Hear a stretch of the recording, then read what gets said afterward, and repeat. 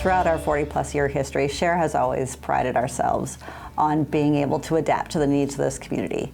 This has never been tested more than it has during the pandemic. And that's meant that we've needed to adjust our hot meal program so that we could do more and do it differently. It's meant that we needed to look at our shelters and try to figure out how we could expand, how we could continue during this crisis with staff who were getting COVID, with clients who were getting COVID, and being able to push through that. It's meant that we needed to step up for eviction prevention, recognizing that so many households have been on the edge and needed assistance to be able to remain housed. So the hot meal program, which is provided out of Share House, our men's facility, is one of our flagship programs. And the past couple of years have been pretty exciting for that program. We had a fire down in that building, which shut down our in-person dining experience, and we did meals to go. Then we did a kitchen remodel, which shut down our in-person dining experience, and we did meals to go. So when the pandemic hit and we recognized that we needed to shut down our dining experience and have hot meals to go, we were actually prepared to do that, and were able to quickly adapt to to-go service. We more than doubled the amount of meals that we had going out in January and February of this year. Those numbers have since started to decrease, but they're still at a higher level than they were in the first part of 2020. So the hot meal program before the pandemic, we were serving about 3,700 meals a month. And then just this last month, we were up to about 7,500 meals a month. So there's still a need.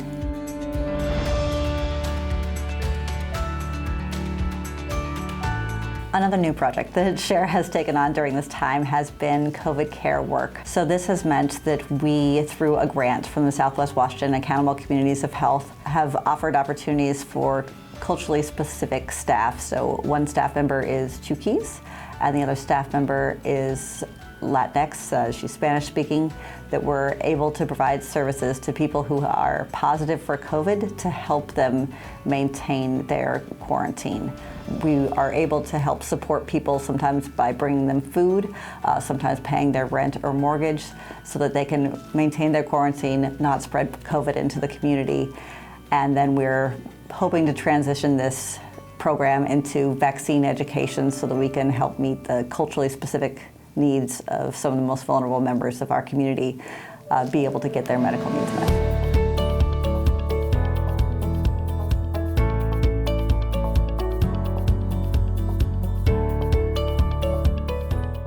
One of the biggest projects that Share has been involved in during the pandemic has been eviction prevention assistance.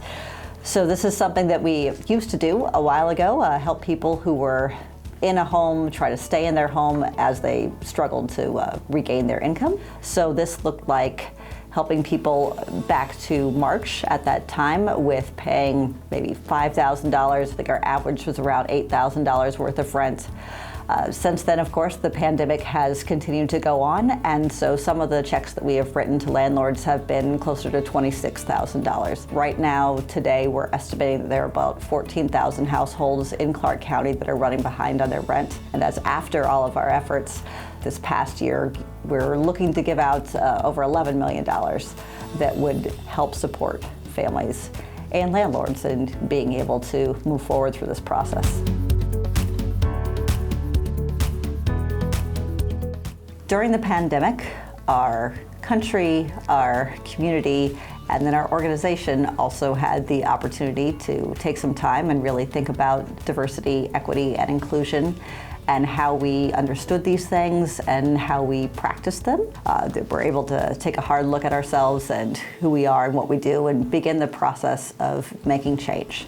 So we put together the Share ETeam, which is what we call our Share Diversity, Equity, and Inclusion team that looks at our policies, our hiring practices, looking at the makeup of our staff, the makeup of our board, and making sure that these makeups are reflective of the community that we're serving. One of the big changes that Share made was to change our mission statement. The first line of our new mission statement is that everybody counts, and we find that to be imperative and reflective of who we are and what we believe. With GiveMore24, we're asking for your help. We're all tired. We're tired of COVID. We're tired of the work that goes with it. And we need to continue to fight and to move forward to support our community. And we need your help in doing that.